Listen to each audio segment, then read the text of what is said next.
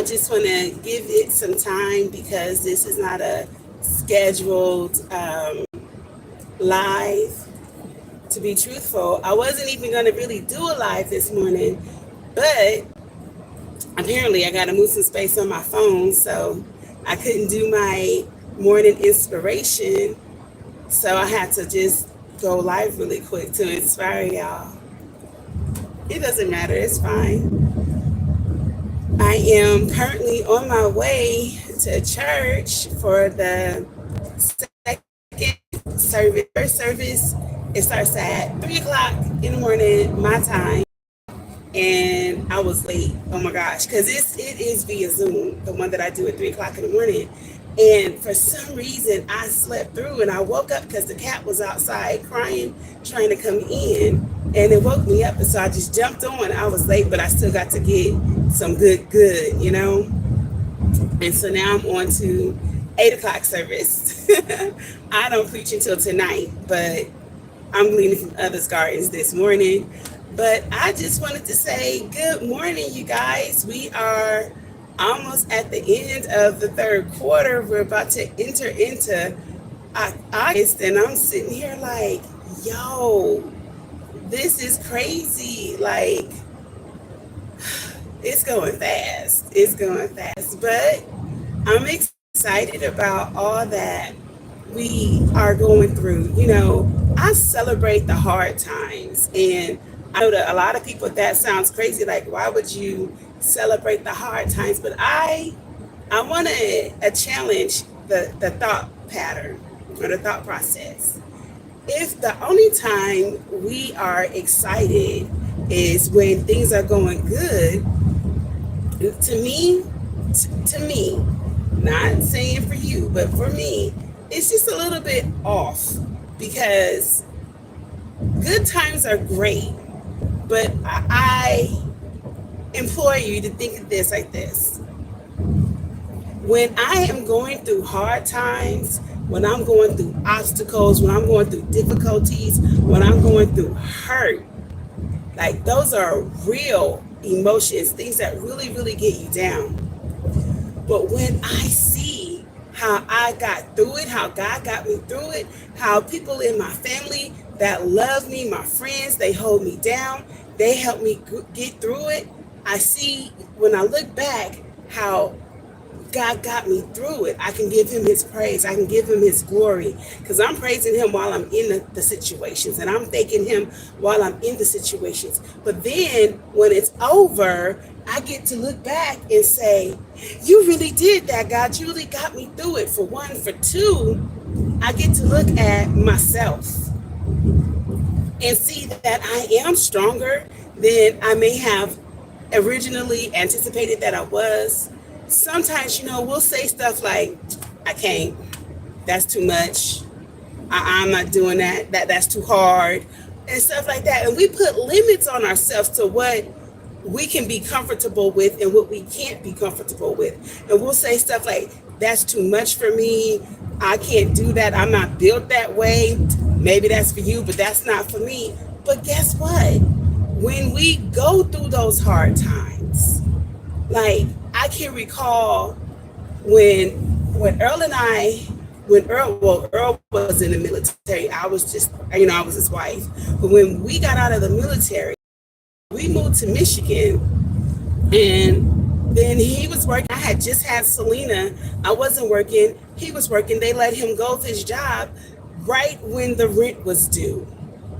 And we had to leave Detroit, come back to California, and we had to live in the shelter. The kids were living, with my aunt. They got to sleep in my aunt's house, but there was no room. The manager didn't want all those people in her house because she lived in an apartment.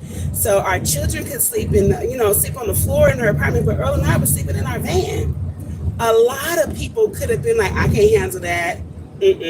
But you know what? It taught us to rely on each other, but it taught us to rely on God. It made us go back to school. It made us get our degrees. It made us stronger. So I'm saying the hard times are the best times, because that's when you're in the thick of it. That's when you get to learn what you're really made of. That's when you get to see people for who they are. And sometimes those that you think are going to rock with you don't rock with you. And the ones that you really didn't think would rock with you are the ones that really have your back. And it's just good to know who really is for you, you know. But it's good to see how you can show up for yourself, how you can be there for you. And sometimes you really wouldn't know what was really inside of you until you go through these obstacles. And so I just want to encourage you to know who you are and appreciate the hard times. When my mama died, I thought I was going to lose my mind. Can you imagine? Your mom has a UTI, goes to the doctor gives her medication that causes her to go into anaphylactic shock. At the same time, she gets COVID. Well, she has COVID, but doesn't know. And then she's getting sicker and sicker every day. Meanwhile, you take her, you take her to the doctor. They don't even come to the car to see her. They just change the medication, the antibiotic that causes her to get even sicker. Then your daughter's like, Mom, you need to call for your mom. You need to take her to the hospital because she's getting really bad. Now your mom can't even see. She's got film over her eyes. She can't swallow. They take her to the hospital and you never see your mom again. Meanwhile, while your mom's in the hospital, you find out that four of your 6 children have COVID. And you have a heart condition, so you're scared to go around your kids, and then your mom winds up dying while you're sitting here trying to take care of your kids, and you can't even hug your kids because they have COVID, and you're afraid to get it. How do you process that? But look, I went through that, and I'm okay. I would have never thought that I could handle losing my mama. We're 14 years apart. Me and my mom, oil and vinegar, but she was my bestie, you know? And it's like, I never could think that I could go a day without crying for missing my mom. And I mean, I cry all the time. I just break down and cry. Me and my mom, because my mom was a rapper and she was my best friend, it was like we used to do all these different things together. We used to do these little skits together. We used to sing songs together. And it would be like, I sing this part, she sing that part, we do the hook, all this kind of stuff, because she was a rapper. So that's what I grew up with. But it was just like songs that we used to sing. Like, I can never remember the name of the guy, but he made the song Never Gonna Give You Up. So I was singing it in my head and I was okay. I had seen his commercial because, you know, they're bringing back all these retro songs for these commercials, I think for Geico or something like that. And so I was singing the song in my head and I was fine. I turned it on, and then all of a sudden I could hear my mom singing in my head, and I broke down crying like, I can't do this. But I forced myself to get through the song to show me that I can get through it. We are tougher than we give ourselves credit for. I want you to know that you are tougher than you give yourself credit for. Stop putting stipulations on how strong you are. Stop saying what you can't do. Stop saying what you can't handle. Now, what you can say is what you don't want to handle and what you don't want to go through. But trust and know that everything that is in you, God put it there to get you through whatever obstacles you go through.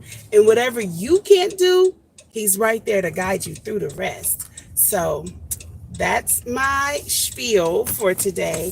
I just wanted to encourage you guys. I'm going to clear out my phone so that I don't have to go live just to give you 5 minutes of encouragement. I wanted to get it out there because that was just on my spirit. But you guys know that God loves you. He loves you.